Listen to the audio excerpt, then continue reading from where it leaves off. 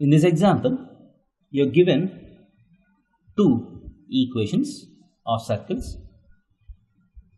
They have an unknown A in the equations. Given that these two circles are orthogonal, you are asked to find the value of A. So how can we do this?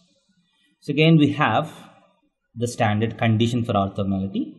So 2G1G2 plus 2F1F2 is equal to C1 plus C2. So you need to understand that 2G1 is the coefficient of X, 2F1 is the coefficient of Y in one equation, G2 is half of the coefficient in the other equation, F2 is half of the coefficient in the other equation. So in one equation you take the full coefficient, in the other equation you take the half coefficient. So make sure that you understand this.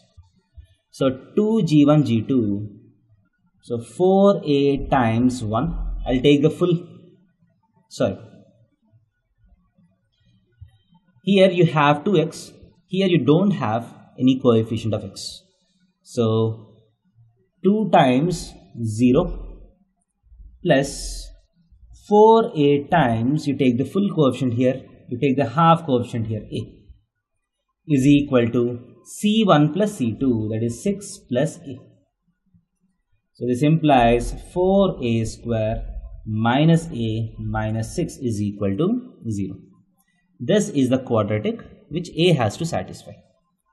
So this implies A is equal to minus B plus minus root of B square minus 4AC, that is plus 24 into 4.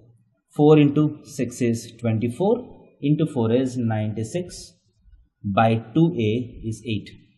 That is equal to 1 plus minus root 97 by 8. So these are the possible values of A for which these two circles will be orthogonal to each other.